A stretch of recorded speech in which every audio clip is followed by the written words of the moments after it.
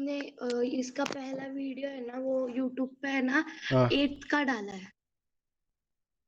अच्छा, मैंने 8th का डाला है क्या? क्लास 8th का? Yes sir. यस ओ, सर। कौन सा मतलब? क्या चीज़ बोल लीनियर रहे इक्वेशन का डाला है। नीचे नाम क्लास 9th लीनियर इक्वेशन है पर चैप्टर दूसरा है 8th का। एक बार रुक जाओ। कब? एक बार रुक जाओ, दोनों क्लासेस में सेम चल रहा है ना?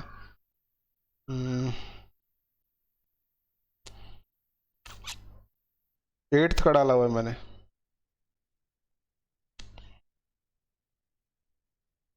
Yes sir. हम्म चलिए उसको देखेंगे अभी। Class ninth ninth ninth ninth 8th।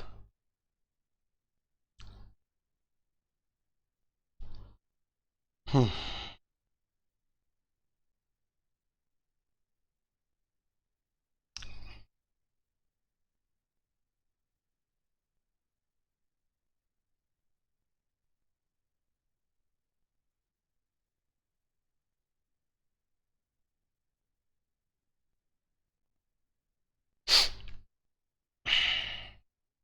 चलिए स्क्रीन दिखाई दे रही है सभी को?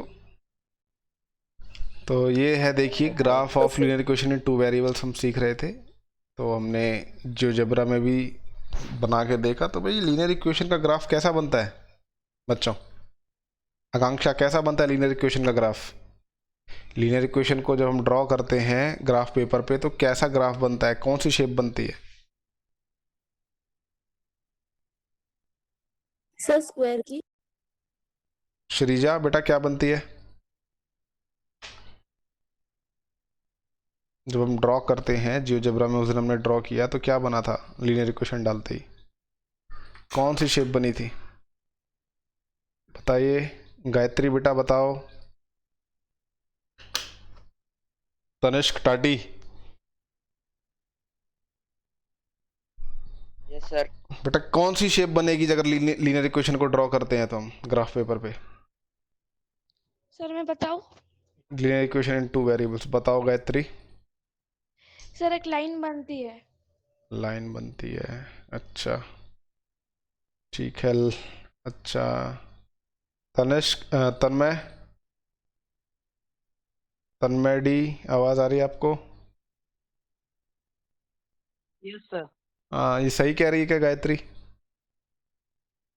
सर लीनियर इक्वेशन को अगर ड्रॉ करते हैं तो क्या बनता है?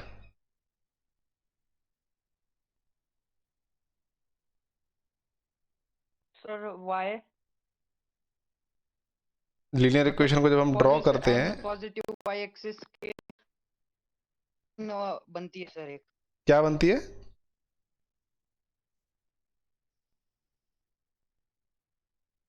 फिर आपके सामने देखो लिखा हुआ है, जब लीनियर पॉजिटिव इक्वेशन को वाई ड्रॉ एक्सिस करते और हैं, पॉजिटिव।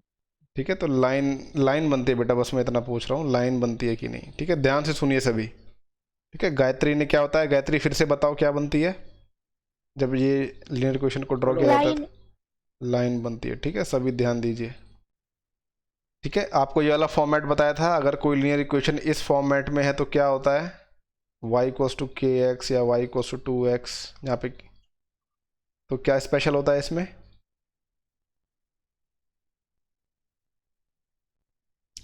जब ऐसी लीनियर इक्वेशन इनटू वेरिएबल होती है तो क्या होता है? खुशी? सर वो एकदम ओरिजिन से पास होती है। अच्छा, ज्योतिरादित्य, क्या ये सही कह रही है खुशी? ज्योतिरादित्य,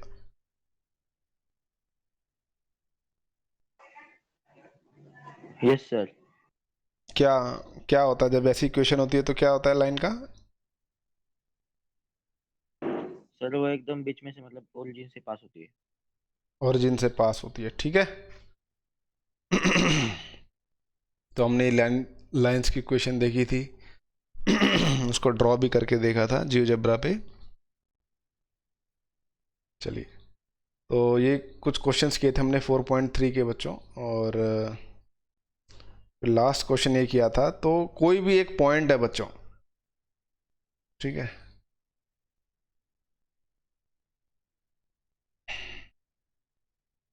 सर जियोजेब्रा अभी किस किस ने अपने फोन में इंस्टॉल किया हुआ है? सर किसने किया हुआ है बताओ बेटा। गायत्री आपने किया हुआ है क्या? Yes sir. ओके, कर लो बेटा, फ्री सॉफ्टवेयर है ये, ठीक है,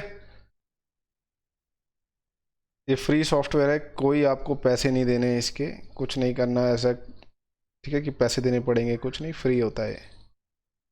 सर कौन सा? जियोजेब्रा बेटा, मैं आपको क्लास 7th से बता रहा हूँ जियोजेब्रा के बारे में, आपको क्लास में करके भी दिखाया था कई बार, उसको चला के दिखाया था, याद है?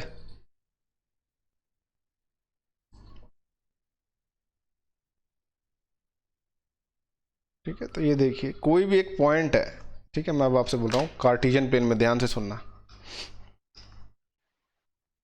सर जियोजेब्रा फोन में भी है? हाँ बेटा, फ़ोन में भी आता है, same as it is phone में भी चलता है, ठीक है, तो कोई भी एक पॉइंट है, ठीक है, ध्यान से सुनिए, तो जीत शिंदे बताएंगे ये जो पॉइंट है बेटा, इससे कितनी लाइंस पास हो सकती हैं। जीत, यस सर। एक जो पॉइंट है, देखिए पॉइंट ए मैंने ड्रॉ प्लॉट किया हुआ है कार्टेशियन प्लेन पे, तो इस पॉइंट ए से कितनी लाइंस पास हो सकती हैं?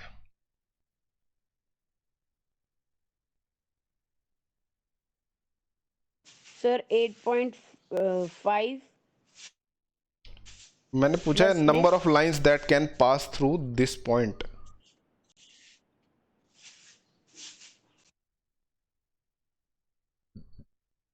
एक पॉइंट है, there is only one point Sir, A, 2 so I am asking how many lines can pass through point A? Sir 2 2। Vaishnav बेटा बताइए कितनी लाइंस पास हो सकती हैं पॉइंट ए से? सर मैं बताऊं? सर 2। सर मैं सात, बताऊं? सात तंबोली, सर मैं बताऊं? सात तंबोली, आवाज आ रही है आपको? आर्यन बेटा बताओ। आर्यन ने कहा इन्फिनाइट, अच्छा, आकाश ने भी कहा इन्फिनाइट, ठीक है, पवन ने देखिए जियोजेब्रा का वेबसाइट का लिंक दे दिया है, ठीक है, प्ले स्टोर से आप कर सकते हो डायरेक्ट डाउनलोड, ठीक है, इसके 5 वर्जन आते हैं, पांचों कर लो, ठीक है। अच्छा, तो खुशी, क्या ये सही कह रहे हैं ये लोग कि इन्फिनाइट होती है? वंदना, क्या ये सही कह रहे हैं कि किसी भी पॉइंट से इन्फिनिट लाइंस क्रॉस हो सकती हैं?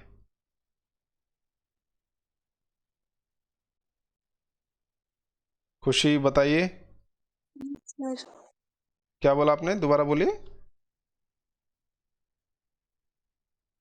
Yes sir. यस। लक्ष्या बेटा सही कह रही है ये खुशी, लक्ष्या, यस सर। ठीक है, देखिए कोई भी एक पॉइंट दिया हुआ है तो उससे आप इन्फिनिट लाइंस क्रॉस करा सकते हो, ठीक है, एक पॉइंट ये गया, एक पॉइंट ये गया, देखो सॉरी, एक लाइन ये जा रही है, एक लाइन ये जा रही है, एक लाइन ये जा रही है, ऐसे आप अनगिनत लाइन पास करा सकते हो यहाँ से, ठीक है। जितना आप चाहो उतनी लाइंस पास हो सकती हैं यहाँ से। तो अच्छा, अब इस सवाल का जवाब दीजिए।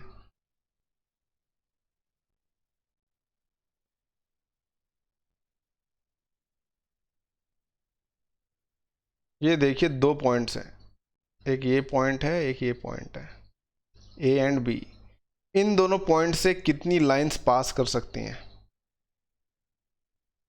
How many lines can pass through these two points? बताइए, सोच के बताइए।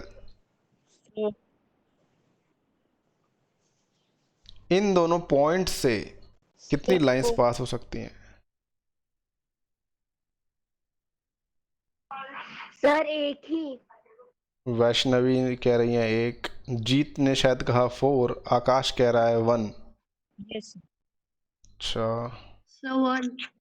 तनिष्क भी कह रहा है एक, ओम बेरड ने कहा एक, अच्छा जी, आर्यन ने भी, गायत्री के कितनी? सर 1 1। एक सर ठीक है, देखिए जब ड्रॉ करोगे तो एक ही लाइन जा सकती है, बाकी और कोई दूसरी लाइन नहीं जा सकती यहाँ से। ठीक है, तो एक ही लाइन जा सकती है। अच्छा, मैं एक पॉइंट बनाता हूँ। देखिए ये पॉइंट बी है और एक पॉइंट सी है, तो ऐसी कितनी लाइंस होंगी जो इन तीनों पॉइंट से पास हो सके? एक बताइए, कितनी लाइंस होगी जो इन तीनों पॉइंट से एक साथ पास हो सके? कितनी लाइंस होंगी ऐसी? 6। मैंने ये पूछा, ध्यान से सुनिए, ऐसी लाइंस कितनी होंगी जो इन तीनों zero। पॉइंट से पास हो? वैशाली कह रही है 0, आकाश कह रहा है 0।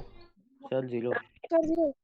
सर 0 देखिए दो लाइन अगर मैं यहाँ से देखिए लाइन पास कराता हूँ तो बी रह जाएगा, बी से पास नहीं होगा। ठीक है, तो ये दिक्कत आती है। ठीक है, अगर बी सी से कराता हूँ तो ए रह जाता है, ए बी से कराता हूँ तो सी रह जाता है, तो 0 इसका आंसर आएगा। ठीक है, इतना। अगर देखिए ये तीनों पॉइंट्स अगर ऐसे होते, देखिए ए बी सी, ठीक है, तो ये देखिए यहाँ से एक लाइन पास होती। ठीक है, एक लाइन पास होती इन तीनों पॉइंट से। देखिए जब भी कोई पॉइंट्स एक लाइन पर प्लॉट हो सकते हैं तो हम उन पॉइंट्स को कहते हैं कोलिनियर। क्या कहते हैं? कोलिनियर। हम उनको कहते हैं कोलिनियर पॉइंट्स। ठीक है, उसका नाम यहाँ पे लिख के दिखाता हूँ, कोलिनियर पॉइंट्स। याद रखिएगा, अब आप बड़ी क्लास में आ गए हो, कोलिनियर पे बहुत सारे सवाल आएंगे। ठीक है, कोलिनियर पॉइंट्स। चलिए अब सवाल पे आते हैं। तो यहाँ पे देखिए एक सवाल कह रहा है, क्वेश्चन नंबर 3 में कह रहा है। गायत्री बेटा समझाओ जरा क्या कह रहा है क्वेश्चन नंबर 3। सर बोलिए if the point बोलिए बोलिए, कौन and बोल रहा था for- अभी बीच में? सर आपने जो जियोजेब्रा ऐप डाउनलोड करने के लिए कहा था वहाँ पे 6 ऐप्स दिखा रहा है वैसे। हाँ, उसके अलग अलग पार्ट्स हैं, वो आप वो सब कर सकते हो।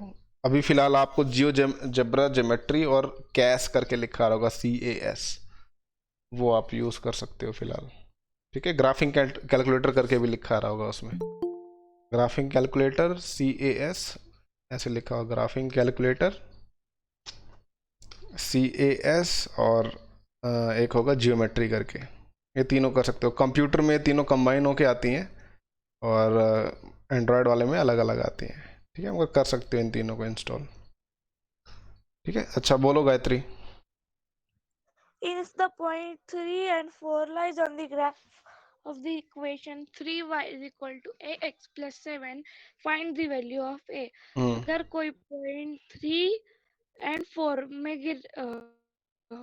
है ग्राफ में, इक्वेशन के 3y is equal to ax plus 7, तो a की वैल्यू निकालनी है। ठीक है, एक लाइन है, देखिए एक लाइन दी, लाइन की इक्वेशन दी हुई है, ये एक लाइन है। देखिए लाइन के एंड्स में 2 एरोज लगाए जाते हैं हमेशा।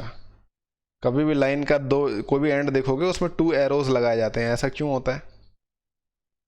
सर क्योंकि लाइंस को आगे बढ़ा सकते हैं। मतलब उसके आगे बोलो वैष्णव, बोलो बोलो, सही बोल रहे हो, बोलो वैष्णव, सर बोलो। उसके आगे सर लाइन ना जा सके, फिर चलती चली जाती है। ठीक है, लाइन का ना ही कहीं शुरू होता है ना ही कहीं अंत होता है। ठीक है, लाइन जो होती है इन्फिनिट तक जाती है और इन्फिनिट से आती है। इसका ना ही कहीं शुरू होता है, शुरुआत होती है, ना ही कहीं अंत होता है। ठीक है, अगर मैं इसको देखिए ऐसे ड्रॉ करता, यहाँ पे एक पॉइंट लेके फिर ऐसे लेके ऐसे ड्रॉ करता, तो इसको क्या कहते हैं?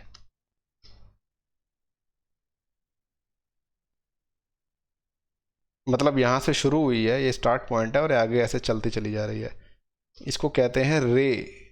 ठीक है, क्लास 6 का बता रहा हूँ मैं आपको। अगर मैं यहाँ पे एक पॉइंट लेता और ऐसे लेके यहाँ पे एक पॉइंट लगा देता, यानी ये यहाँ से शुरू हुई यहाँ पे ख़त्म हुई, तो इसको क्या कहते हैं? Line segment. Very good, line segment, line का हिस्सा। ठीक है, लाइन का हिस्सा होता है ये लाइन सेगमेंट। ठीक है, तो ये याद रखिएगा छोटी छोटी चीज़ें। तो ये कह रहा है, देखिए ये एक लाइन है, इसकी इक्वेशन दी हुई है 3y equals to ax plus 7। इस पे एक पॉइंट है 3,4, कह रहा है ए की वैल्यू बताओ। अगर देखिए जो इस लाइन पे पॉइंट्स होंगे वो क्या करेंगे इस इक्वेशन के साथ,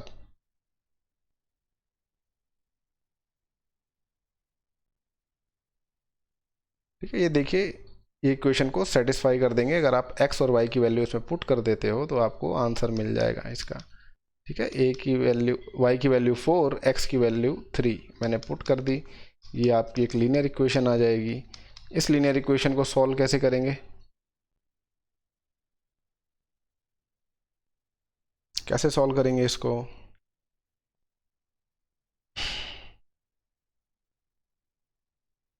सबसे पहले 12 माइनस 7 करेंगे। ठीक है, 12 माइनस 7 हो जाएगा ये 7 जो है, ठीक है। 12 माइनस 7 आएगा 5। ए की वैल्यू क्या आ जाएगी? 5 divided by 3। 5/3 आ जाएगी, ठीक है। ये ए की वैल्यू आ जाएगी। बस ये सवाल सिंपल था।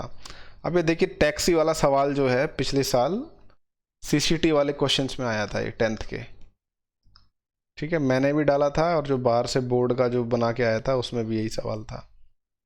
तो ये देखिए एक सिटी का टैक्सी फेयर देखा होगा। अच्छा, जब भी अगर आप लोग कभी टैक्सी में बैठे हो, ओला हो गई या फिर कभी आप वैसे ऑटो में बैठे हो, पुणे में मीटर वाले ऑटो होते हैं, मुंबई में, तो जैसे ही आप बैठते हो क्या होता है उनका एक चार्ज लग जाता है, देखा होगा आपने, है ना। कुछ किलोमीटर तक आपको देना ही होता है। उसके बाद फिर पर किलोमीटर वो प्राइस जो है बढ़ता चला जाता है, ठीक है। तो ये देखिए ऐसे ही एक टैक्सी का फेयर दिया हुआ है इन्होंने,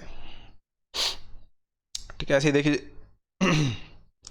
जो टैक्सी का फेयर दिया हुआ है, देखिए जैसे ही आप यहाँ से टैक्सी में बैठोगे, ठीक है, ये टैक्सी है, ठीक है। इसमें टायर यहाँ पे नीचे बना देते हैं, ठीक है, यहाँ पे बैठे हुए हैं। तो पहले 1 किलोमीटर का देखिए इसमें चार्ज दिया हुआ है। कितना चार्ज दिया हुआ है फॉर फर्स्ट किलोमीटर, ठीक है। 1 किलोमीटर, पहले 1 किलोमीटर का उसने चार्ज दिया हुआ है भाई, 1 किलोमीटर जाने का दिया हुआ है।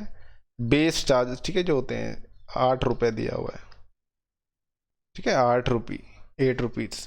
उसके बाद देखिए क्या कह रहा है, उसके आगे अगर वो 1 किलोमीटर से आगे जाता है तो हर किलोमीटर पे 5 रुपये का चार्ज लगेगा। समझ में आई बात? हर 1 किलोमीटर पे 5 रुपये का चार्ज लगेगा, यानी 1 किलोमीटर तक जाएगा तो 8 रुपये, ठीक है। अगर एक्स्ट्रा 1 किलोमीटर और जाता है, ये एक्स्ट्रा 1 किलोमीटर और जाएगा, मान लीजिए एक्स्ट्रा 1 किलोमीटर जाएगा तो इस 1 किलोमीटर का 5 रुपये लगेगा। उससे एक्स्ट्रा 1 किलोमीटर और जाता है, यानी 2 किलोमीटर जाता है तो 5 रुपये और लगेगा। तो मान लीजिए अगर वो 3 किलोमीटर जाता है बच्चों, तो कितना रुपया देना पड़ेगा उसको? 15 18। देखिए 5 + 5 10, 10 + 8 18 रुपीज़, 18 सर। ठीक है। 8 + 5 + 5 रुपीज़ 18। अच्छा, अगर वो सिर्फ 1 ही किलोमीटर जाता तो कितना रुपए देना होता उसको? 8 रुपए। 8 रुपये ही देने होते। अगर वो 2 किलोमीटर जाता तो कितने रुपए देने पड़ते उसको? 13। 13 रुपये, 13 रुपये देने पड़ते हैं ना। अगर वो 4 किलोमीटर जाता तो 23। 8 प्लस फिर ये 5 + 5 + 5 15, 15 + 8 23, 23 रुपीज़ उसको देने पड़ते, ठीक है। तो आप देख रहे हो यहाँ पे एक पैटर्न दिख रहा है अब आपको। अब अच्छा, ये सवाल में क्या पूछ रहा है, अब ये सवाल बताओ। मेन चीज़ होती है आपका सवाल को समझना। सवाल में क्या कह रहा है बताओ, क्या कह रहा है? टेकिंग द डिस्टेंस, ये बात समझो क्या कह रहा है।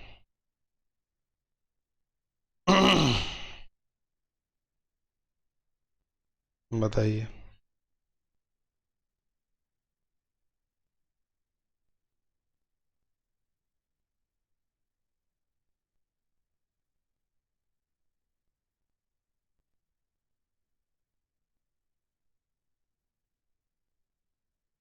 बताइए।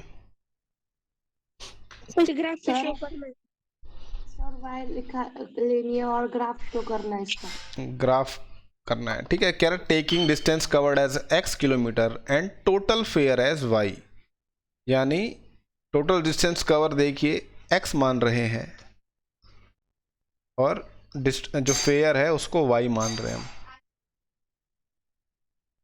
ठीक है, तो हमें लीनियर इक्वेशन बतानी है इसकी क्या होगी। तो यहाँ पे देखो आपको एक पैटर्न नज़र आ रहा है क्या? कोई पैटर्न नज़र आया आपको कि हम लीनियर इक्वेशन बनाए? मान लीजिए वो पर्सन जो है x किलोमीटर्स गया कोई, ठीक है, x किलोमीटर्स गया, तो पहले 1 किलोमीटर का चार्ज कितना है? 8 रुपीज। 8 रुपीज़। तो बाकी बचे x minus 1 kilometre, x minus 1 kilometre. तो भाई ये x माइनस 1 किलोमीटर का चार्ज कितना लगेगा?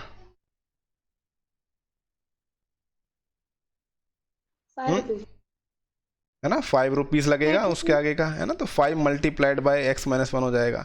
तो ये जब टोटल कर देंगे तो हमें टोटल फेयर मिलेगा, यानी y रुपीज़ मिलेगा। तो ये बस आपकी लीनियर इक्वेशन बन गई, 8 + 5x माइनस 5 = y। ठीक है, इसको सॉल्व करके बताओ क्या आएगा।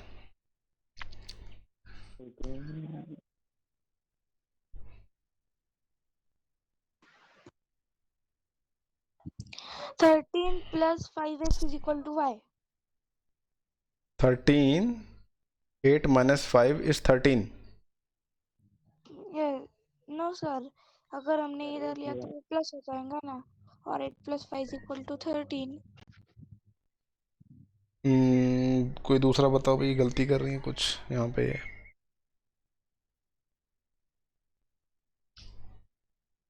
क्या आएगा? लीनियर इक्वेशन सॉल्व करिए ढंग से, क्या आएगा?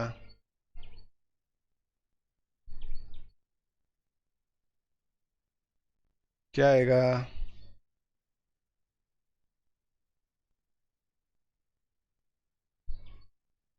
अरे बेटा 8 माइनस 5 कितना होता है? 3 रुपीज़, सॉरी 3 आएगा, और ये 5x = y। तो ये आपकी देखिए लीनियर इक्वेशन बन जाएगी। ये y को लेफ्ट हैंड साइड ले जाएंगे तो 5x माइनस y + 3 = 0। ये बस लीनियर इक्वेशन बन गई आपकी, 5x माइनस y + 3 = 0। ठीक है, 5x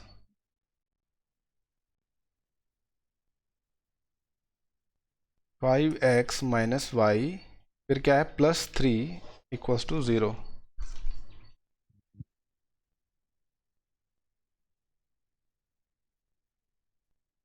ठीक है, तो ये देखिए ग्राफ बन गया।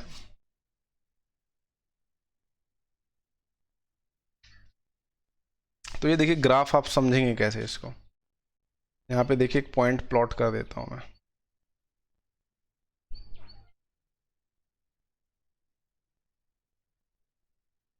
ये देखिए पहले 1 किलोमीटर पे जाएंगे तो कितने रुपए लगेंगे। इसको मैं 1 किलोमीटर पे कर देता हूँ। पहले 1 किलोमीटर पे 8 रुपये, ठीक है, ढंग से नहीं बन रहा। ठीक है, 8 रुपये लगेंगे। अरे हाँ, ठीक है। उसके बाद जब वो 2 किलोमीटर चला जाएगा तो आपने बताया था 13 रुपये लगेंगे। तो ये देखिए 13 पे इंटरसेक्ट कर रहा है यहाँ पे इससे। ठीक है, उसके बाद अगर वो 3 किलोमीटर जाता है तो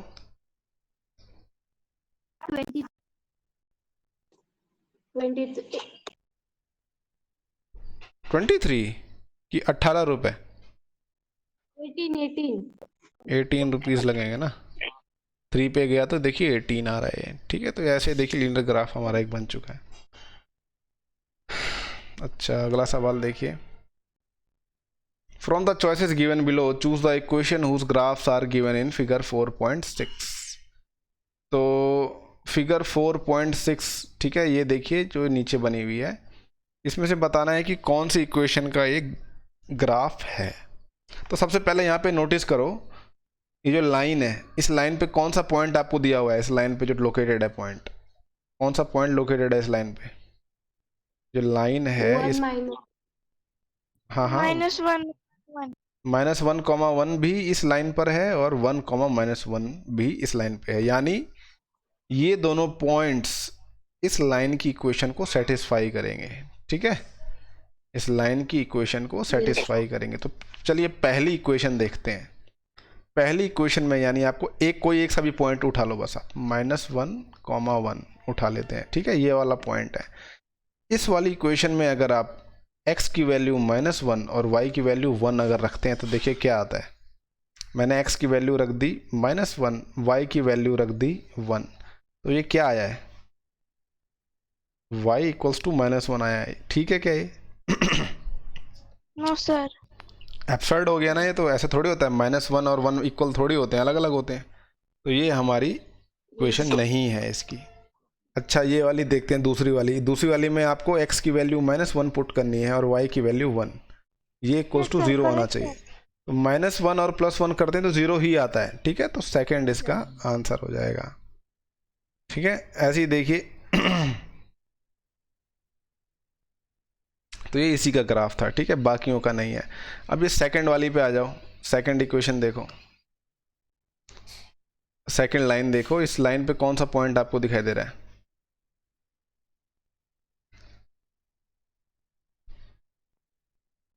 2 0 और 0 2 और -1,3 नहीं है?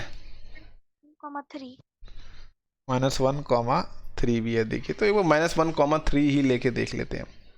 ठीक है, -1,3 यानी x की वैल्यू -1, y की वैल्यू 3 लेनी है। तो पहली इक्वेशन में पुट करते हैं, y की वैल्यू 3 और x की वैल्यू -1। तो ये 3 तो इधर आ गया, राइट हैंड साइड क्या वैल्यू आएगी? 2 2 -1 1 होता है, तो क्या 3 1 के इक्वल होता है? नहीं होता। ठीक है, तो ये गलत है। तो ये पहली वाली जो इक्वेशन है ये इसकी इक्वेशन नहीं है। अब दूसरी में पुट करके देखो ये, तो ये y की वैल्यू 3 पुट करनी है और x की वैल्यू -1। तो राइट हैंड साइड देखिए क्या आएगा, ये -1 -3 कितना होता है, सॉरी -2 क्या आएगा? -3 आ जाएगा। 3 जो होता है -3 के बराबर नहीं होता है। यहाँ पे भी देखिए एब्सर्ड आ गया है वैल्यू। ठीक है, तो ये भी नहीं होगा। थर्ड वाली इक्वेशन देखिए, y इक्वल्स टू -x + 2। इसमें पुट करके देखते हैं, y की वैल्यू 3, -x की वैल्यू हो जाएगी, ठीक है, और ये हो जाएगा +2। तो यहाँ पे देखिए माइनस माइनस प्लस हो जाएगा, ये +1 हो जाएगा, 1 + 2। ये देखिए 3 = 3 आ रहा है। ये पॉइंट जो है इस लाइन को सेटिस्फाई कर रहा है। ठीक है, तो ये इसका आंसर हो जाएगा। ठीक है, ये इसका आंसर है।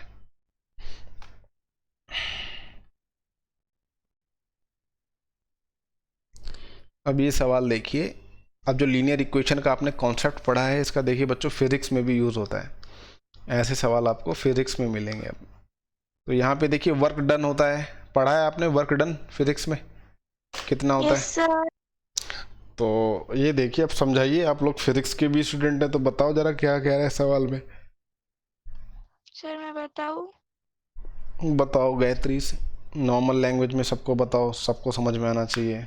ठीक है, If the work done by a body on an application of a constant force is directly proportional to the distance traveled by a body, express this in the form of equation in two variables and draw the graph of the same, taking constant force as 5 units. Also, read from the graph and work done and when the distance traveled by the body is 2 units and 0 unit.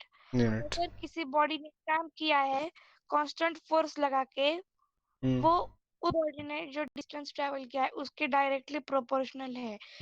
इस चीज को हमें एक equation in two variables में form करना है और इसका ग्राफ बनाना है कांस्टेंट फोर्स को 5 यूनिट बना के। ऑल्सो का ग्राफ पढ़ के हमें distance travelled by body 2 unit भी बनाना है और 0 यूनिट भी बनाना है। अच्छा, तो देखिए वर्क डन, तो ठीक है, वर्क डन को क्या बोल रहा है, वो किसके इक्वल है? Work done is directly proportional to distance travelled. आपने अपनी बुक में देखा होगा ना, ऐसे लिखा रहता है, ये प्रोपोर्शन का साइन लगा होता है। तो डायरेक्टली प्रोपोर्शनल, इनवर्सली प्रोपोर्शनल हमने पिछले साल पढ़ा था ना। अगर डिस्टेंस ट्रैवल्ड ज्यादा है तो वर्क डन क्या होगा, कम होगा कि ज्यादा होगा? कम होगा। डायरेक्टली प्रोपोर्शनल हमने पिछले साल ही किया था क्लास 8th में, याद करो। Yes, sir. Direct and inverse proportions. है ना। तो डिस्टेंस अगर ज़्यादा ट्रेवल किया है तो वर्क डन ज़्यादा होगा कि कम होगा? तन्मय डी बताओ, खुशी बताओ, जीत, वंदना। अगर डिस्टेंस ट्रेवल ज़्यादा किया है तो वर्क डन ज़्यादा होगा कि कम होगा? ज्यादा। डायरेक्टली में देखिए, कोई चीज़ अगर सर कम ज़्यादा होगा। हो रही है तो दूसरी भी ज़्यादा होगी, कोई दूसरी चीज़ कम हो रही है तो पहली चीज़ भी कम हो जाएगी। डायरेक्टली प्रोपोर्शनल कहते हैं इसको, भूल गए आप? इसी साल पढ़ाया था मैंने आपको, 2021 में ही, 2021 में ही भूल गए आप। अगर डिस्टेंस ट्रैवल ज़्यादा है तो वर्क डन भी ज़्यादा होगा, डिस्टेंस ट्रैवल अगर कम है तो वर्क डन भी कम होगा। ठीक है, तो डिस्टेंस ट्रैवल को आप x मान लो, x यूनिट्स। ठीक है, x यूनिट्स। वर्क डन को मान लो y।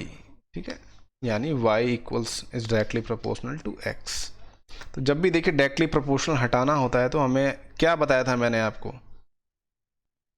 जब भी कोई चीज़, अगर मैं पहले याद करिए, मैंने आपको बताया था, मान लीजिए उस वाले चैप्टर पे वापस आते हैं, मैं कहता था कि x जो है डायरेक्टली प्रोपोर्शनल है y के, तो x अपॉन y क्या होता था हमेशा? एक क्या आता था वो? जब मैं बोलता था आपसे x is directly proportional to y, x upon y क्या होता था बच्चों?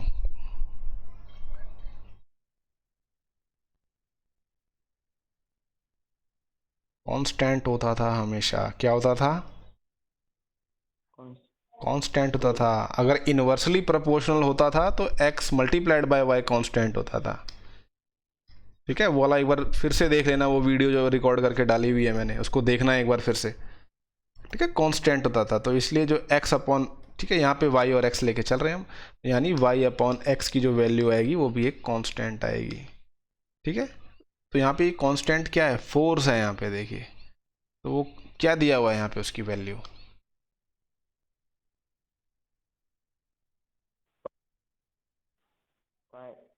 5 यूनिट्स दी हुई है। कांस्टेंट फोर्स जो है वो क्या दिया हुआ है? 5। तो ये हो जाएगा y upon x equals to 5, यानी इसकी इक्वेशन क्या बन जाएगी? y equals to 5x। ये आपकी लीनियर इक्वेशन बन गई। अच्छा, थोड़ी देर पहले मैंने आपको बताया था linear equations of this form passes, always passes through, किससे पास करती हैं लीनियर इक्वेशन इस फॉर्म की? ओरिजिन। ओरिजिन से। ठीक है, इसको याद रखिएगा। तो देखिए ये लीनियर इक्वेशन आ गई, इसको मैं अगर प्लॉट करता हूँ y इक्वल्स टू 5x। ठीक है, आपको ये ग्राफ पेपर पे प्लॉट करना है बच्चों, समझ में आ गई बात? Yes, sir. ठीक है, तो ये देखिए y इक्वल्स टू 5x। तो ये देखिए इसका ग्राफ बन गया। ठीक है, तो ये देखिए यहाँ पे इसका ग्राफ बन गया। तो बोल रहा है प्लॉट करने के बाद आप बताइए कि अगर ये 2 यूनिट्स डिस्टेंस ट्रेवल करता है तो कितना वर्क डन होगा। ठीक है, तो 2 यूनिट्स देखिए, x एक्सिस पे आपको 2 यूनिट्स देखना होगा।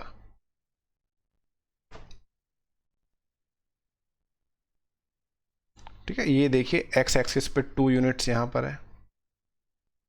ठीक है, 2 यूनिट्स यहाँ पे है, तो अब हमें अब ये देखना पड़ेगा लाइन पे इंटरसेक्ट कहाँ कर रहा है। तो ये देखिए इधर कर रहा है 10 पे, देख रहे हो आप? तो वर्क डन कितना आया यहाँ पे?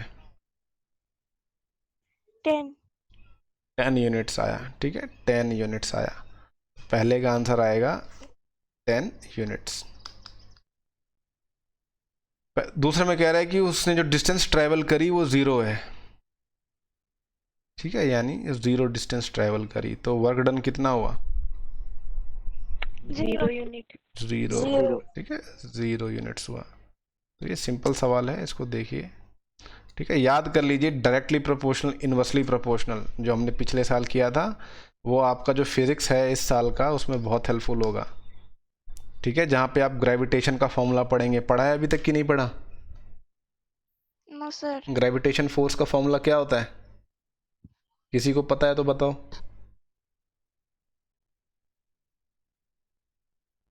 क्या होता है? कुछ ऐसे होता है m1 multiply by m2 upon r square. नहीं पढ़ा अभी तक?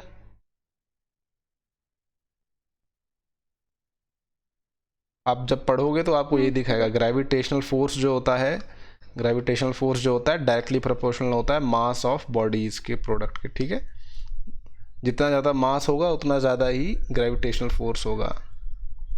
ग्रेविटेशनल फोर्स जो होता है इनवर्सली प्रोपोर्शनल होता है डिस्टेंस स्क्वायर्ड बिटवीन देम, जो उनके बीच में डिस्टेंस होती है उसको स्क्वायर कर देते हैं तो उसके इनवर्सली प्रोपोर्शनल होता है। इन दोनों को जब हम कंबाइन कर देते हैं तो आपको ये फॉर्मूला मिलता है, ठीक है। और जब ये प्रोपोर्शन का साइन हटता है तो हमारे पास एक कांस्टेंट आता है, ग्रेविटेशन कांस्टेंट। तो ये इस साल आप पढ़ोगे, ठीक है। तो आप, इसलिए अभी बोल रहा हूँ मैं आपको, डायरेक्टली प्रोपोर्शनल और इनवर्सली प्रोपोर्शनल दोबारा देख लो जाके क्लास 8 का। यहाँ पे देखिए एक सवाल दिया हुआ है यामिनी और फातिमा का। जल्दी से बताओ क्या क्या सिचुएशन है यहाँ पे। मैं बताऊँ सर? जल्दी बताओ, जल्दी बताओ, हाँ बताओ। Yamini and Fatima, two students of class 9th of a school, together contributed 100 towards PM relief fund to help the earthquake victims. Write a linear equation which satisfied this data. Hint: you may take their contribution as rupees X and rupees Y. Draw the graph of the same. Yamini and Fatima, जो students हैं class 9th के, में 100 rupees contribute किए prime minister के में earthquake victims को help करने में। उनका लीनियर इक्वेशन बनाना है जो इस डेटा को सेटिस्फाई करता है। हिंट है कि हम उनकी जो कंट्रीब्यूशन है वो x रुपीस और y रुपीस भी ले सकते हैं और उनकी ग्राफ भी बनानी है। देखिए यामिनी और फातिमा जो है उन दोनों ने मिलकर 100 रुपये दिए, ठीक है। यामिनी, ठीक है, ये एक यामिनी है और ये एक फातिमा है, ठीक है। दोनों ने मिलकर कितने रुपए दिए हैं? 100 रुपीस, ठीक है। 100 रुपये दिए हुए हैं। तो हमें पता नहीं कि भाई कितने रुपए दिए हुए हैं, तो एक ने जितने रुपए दिए हुए हैं उसको x मान लेते हैं, दूसरे को y, ठीक है। एक ने जितना दान दिया वो 100 x रुपीज़ ले लेते हैं, एक को y ले लेते हैं, ठीक है। तो ये आपका देखिए लीनियर इक्वेशन बन जाएगी बस, ठीक है। ये बस लीनियर इक्वेशन बन जाएगी। पर हमें पता कैसे चलेगा कि कोई इंडिविजुअल स्टूडेंट ने कितने दिए, मतलब यामिनी ने कितने दिए और सिर्फ फातिमा ने कितने दिए? हाँ, इसने देखिए फाइंड करने के लिए नहीं कहा, उसने बस हमें लीनियर इक्वेशन बोला है।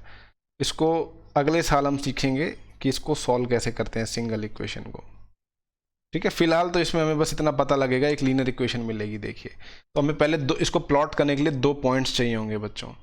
तो क्या करते हैं, एक बार इसमें x की वैल्यू 0 पुट कर देते हैं तो y की वैल्यू क्या मिलेगी आपको? 100। और अगर y की वैल्यू 0 पुट कर दे तो x की वैल्यू क्या मिलेगी?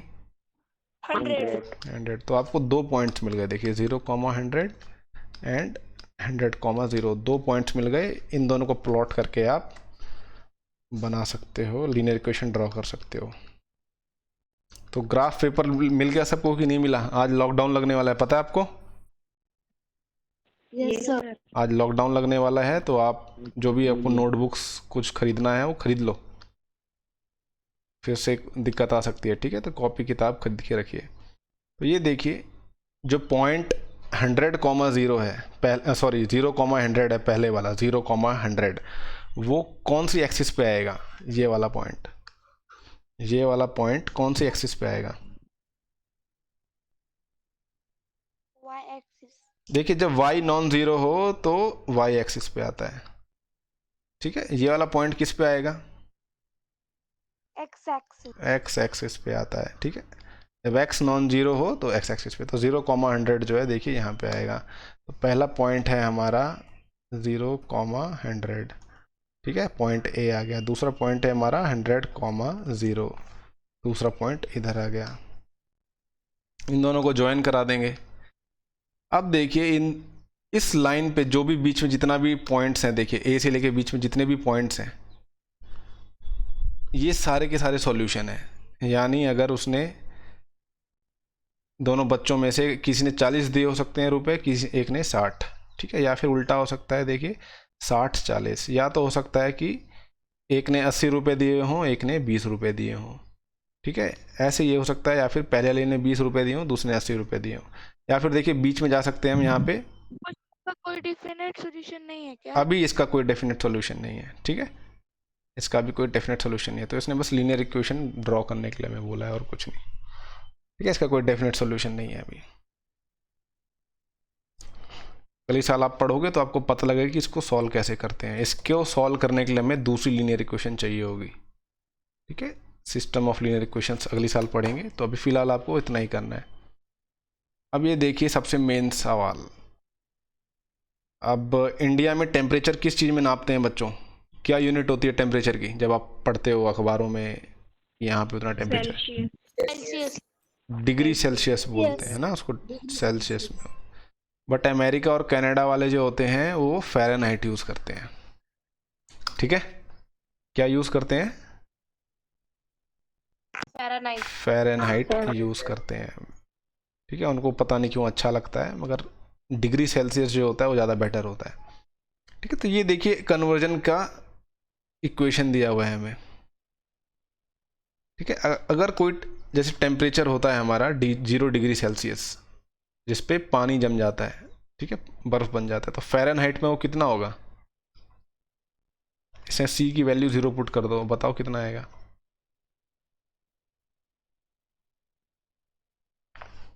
32 डिग्री फ़ारेनहाइट। कितना आएगा बच्चों? 32 डिग्री फ़ारेनहाइट। क्या ये सही बता रही है बच्चों, बताओ? आर्यन कितना आएगा? अगर 0 डिग्री सेल्सियस है तो फ़ारेनहाइट में क्या आंसर आएगा? 0 डिग्री सेल्सियस, क्या बोल रहे हो? 32 आगे यूनिट क्या होगी? डिग्री फ़ारेनहाइट होगी, ठीक है। तो ये देखिए कन्वर्जन की इक्वेशन है, इसको याद कर लीजिए, कई बार ये ओलंपियाड्स में पूछ लेता है कि क्या होती है। 9/5 डिग्री सेल्सियस, सॉरी 9/5 C + 52। तो ये देखिए आपको कह रहा है कि इक्वेशन ड्रॉ करने के लिए कह रहा है, इसको प्लॉट करने के लिए कह रहा है, देखिए। तो इसको हम फटाफट देखिए कि लिख लेंगे इसको इस फॉर्मेट में, तो ये 3F हो जाएगा और ये हो जाएगा 9C + 32 5 सा कितना होता है? ये आपकी एक लीनियर इक्वेशन आ गई, ठीक है। तो ये इसको देखिए ऐसे एज्यूम कर लीजिए, एक को x मान लीजिए, ठीक है, दिमाग में x और इसको y, ठीक है, ऐसे इसको हम प्लॉट करेंगे। समझ में आ गई बात? तो आप क्या चाहते हैं, c की वैल्यू क्या रखें हम यहाँ पे? हम कुछ मान के चलते हैं, c की वैल्यू क्या रखें?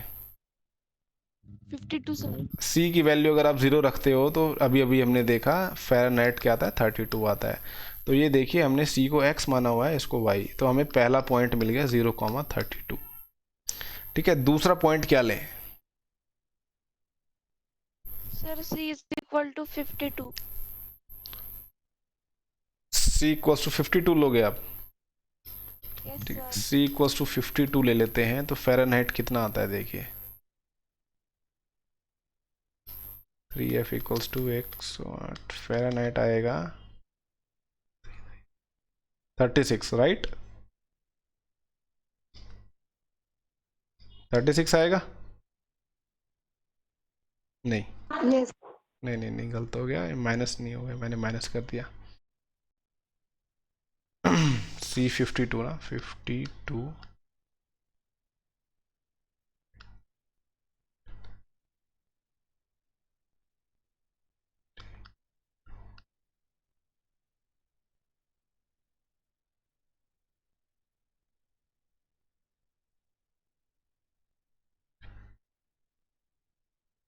628 को हमें 3 से डिवाइड करना पड़ेगा, क्या आएगा भाई?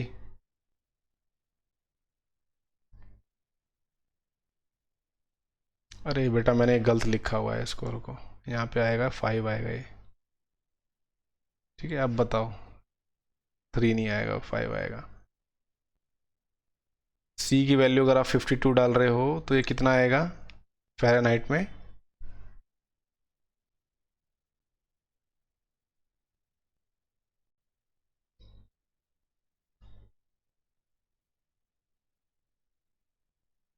हम्म,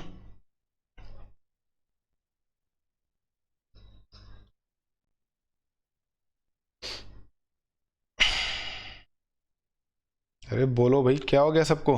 अरे डिवाइड करना है दोनों साइड 5 से, क्या आएगा? एफ की वैल्यू क्या मिले? 1.5 degree Fahrenheit. 25.6 Fahrenheit. 125.6 फ़ारेनहाइट। ठीक है, तो ये देखिए 2 पॉइंट्स मिल गए हमें, 52,125.6। इसको बस प्लॉट करना है 0,32 को। ठीक है, 0,32 ये पहला पॉइंट आ गया हमारे पास। इसको बहुत छोटा करना पड़ेगा।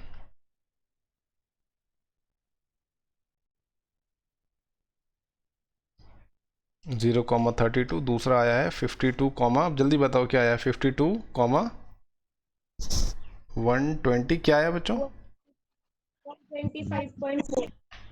125.6। ठीक है, तो ये दूसरा पॉइंट हमें मिल गया है। तो ये देखिए यहाँ से यहाँ इसको हमने ज्वाइन कर दिया। ठीक है, ये ज्वाइन कर दिया हमने इसको।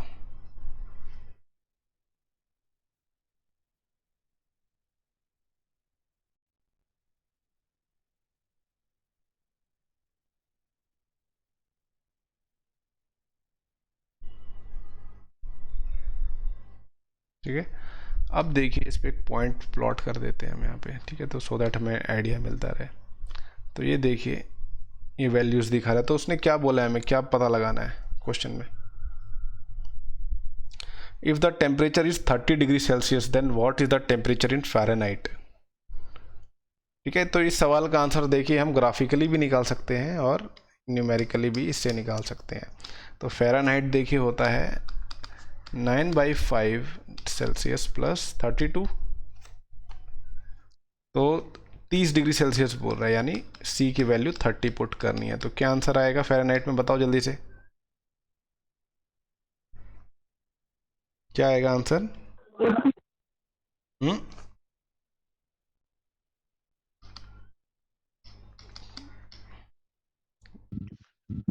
क्या आएगा बच्चों? 86 डिग्री फ़ारेनहाइट आएगा। ठीक है, तो एक बार इसमें भी ग्राफ में भी चेक करके देखिए। अगर आप डिग्री सेल्सियस 30 लेते हैं, ठीक है, 30 के पास अगर ले जाते हैं इसको, तो ये देखिए 86 के पास वैल्यू आ रही है। इसको थोड़ा जूम कर लेते हैं यहाँ पे।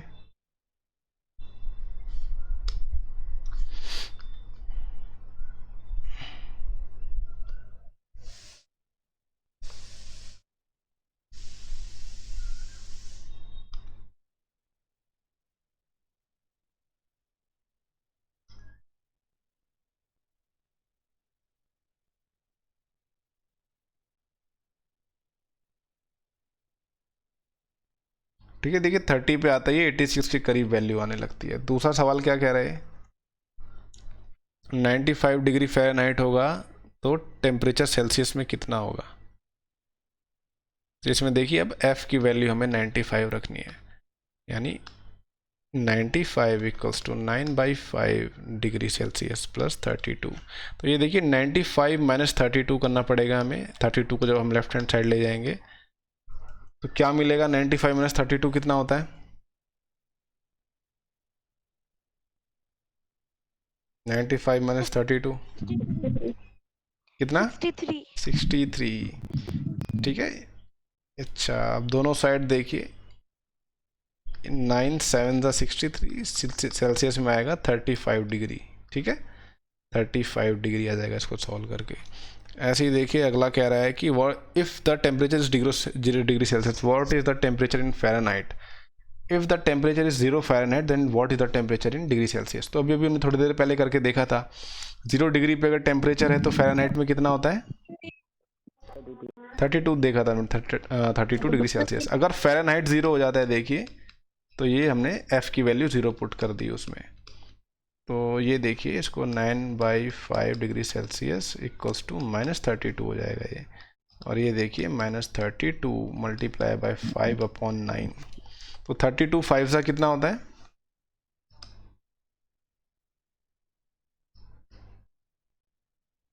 160 को 9 से डिवाइड करेंगे तो अप्रोक्सीमेट वैल्यू आएगी, देखिए 17 पॉइंट समथिंग, ठीक है, 17 डिग्री फ़ारेनहाइट के आसपास, -17 डिग्री के डिग्री सेल्सियस के इक्वल आएगी वैल्यू। क्या बोला इसे? 0 डिग्री फ़ारेनहाइट। तो देखो ग्राफ में ये कहाँ होता है, इधर देखिए 0 डिग्री फ़ारेनहाइट। तो ये देखिए यहाँ पे होगा 0 डिग्री फ़ारेनहाइट।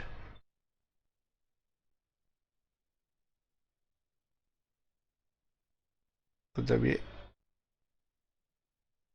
ठीक, तो कि 17 पॉइंट समथिंग देखिए इसके बराबर आ रहा है, देखो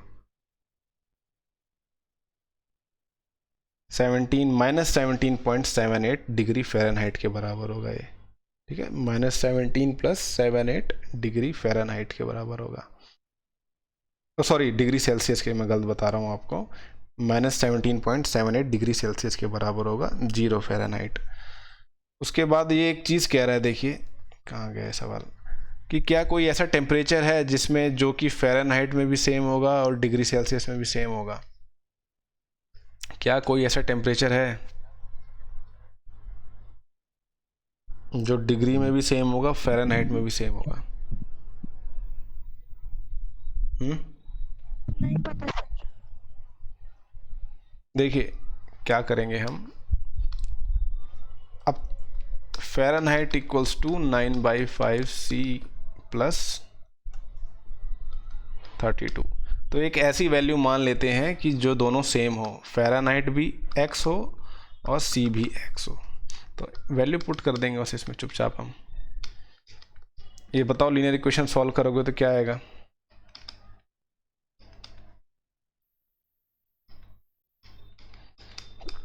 जल्दी से सॉल्व करो, बताओ क्या आएगा इसका आंसर। सर ये इधर क्या है, लेफ्ट हैंड साइड में x के 5 है बेटा, 5x।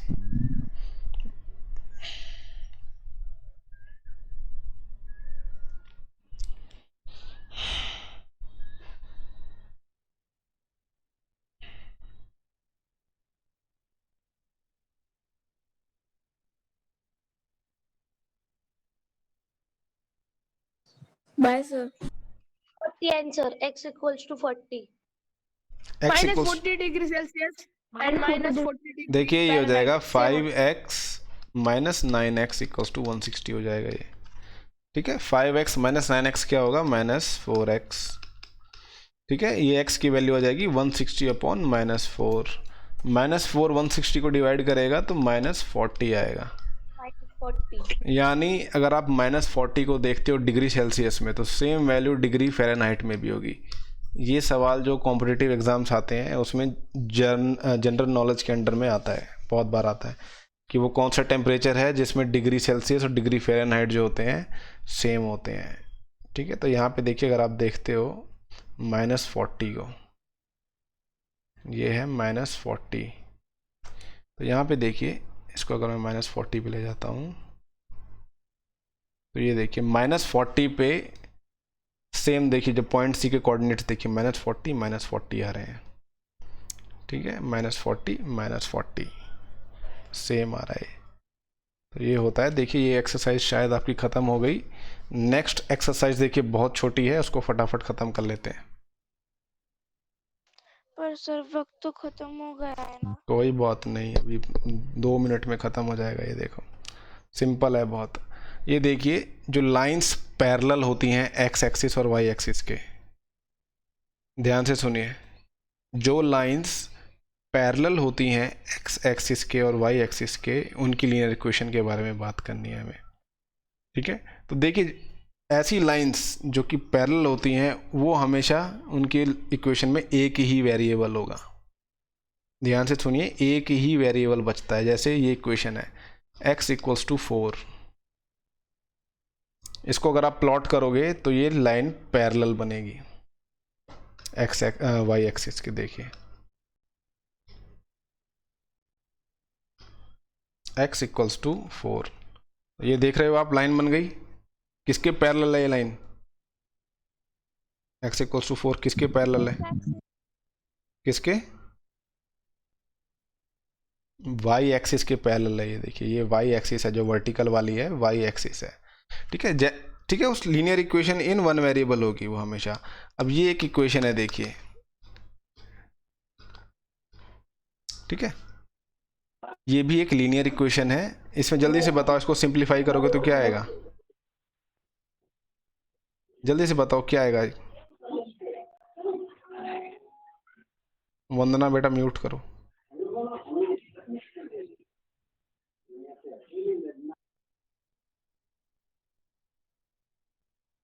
जल्दी से बताइए x की वैल्यू क्या आएगी इसमें? -4 equal to x. 4 आएगी सर, 4। 4 आएगी, So -4 आएगी। ठीक है, 2x + 1। जब भी कोई लीनियर इक्वेशन आपको एक वेरिएबल में मिलेगी तो इसका मतलब क्या होगा, उसका अगर ग्राफ बनेगा या तो वो x एक्सिस के पैरेलल होगा या तो y एक्सिस के पैरेलल होगा। ठीक है, तो इसको मैं देखो ड्रॉ करता हूँ। 2x + 1 2x + 1 इक्वल्स टू क्या है, 3x + 5, राइट। तो ये देखिए दूसरी इक्वेशन बन गई। ठीक है, तो ये देखिए -4 से होते हुए जा रही है, यानी इसका आंसर जो है -4 है। अब देखिए ट्रिक क्या होती है, कैसे आपको पता लगेगा कि ये किसके पैरेलल है। देखिए, अगर लीनियर इक्वेशन में x दिया हुआ है तो वो y एक्सिस के पैरेलल होगी। अगर लीनियर इक्वेशन में y दिया हो, फॉर एग्जांपल देखिए, अब आपके सामने मैं एक इक्वेशन लिख रहा हूँ, 2y + 3 = 9। ठीक है, ये एक लीनियर इक्वेशन दी हुई है। इसको अगर आप ड्रॉ करोगे तो ये x एक्सिस के पैरेलल आएगी। ठीक है, 2y + 3 = 9।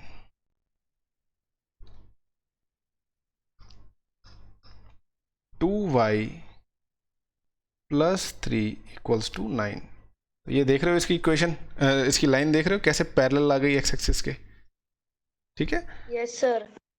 तो ध्यान दीजिए, जब भी कोई आपको linear equation in one variable दिखेगी तो आप समझ जाना कि वो पैरेलल होगी एक्सिस के। ठीक है, एक्सिस के, या x एक्सिस के पैरेलल होगी या तो y एक्सिस के। अगर लीनियर इक्वेशन में x दिया हुआ है तो वो किसके पैरेलल होगी, y के। ठीक है, अगर लीनियर इक्वेशन में y दिया हुआ है तो वो x एक्सिस के पैरेलल होगी। ये बस मेरे को आपको सिंपल चीज़ बतानी थी। ठीक है, ये यही मेन है, और ये आपका 2 नंबर का सवाल बन के आता है। ठीक है, तो ये आपका चैप्टर ख़त्म हो गया, इसके सवाल देख लेना आप एक बार। ठीक है बच्चों, लास्ट एक्सरसाइज के। Yes sir. ठीक है, समझ में आ गया? Yes sir. चलिए अब जा सकते हो आप लोग।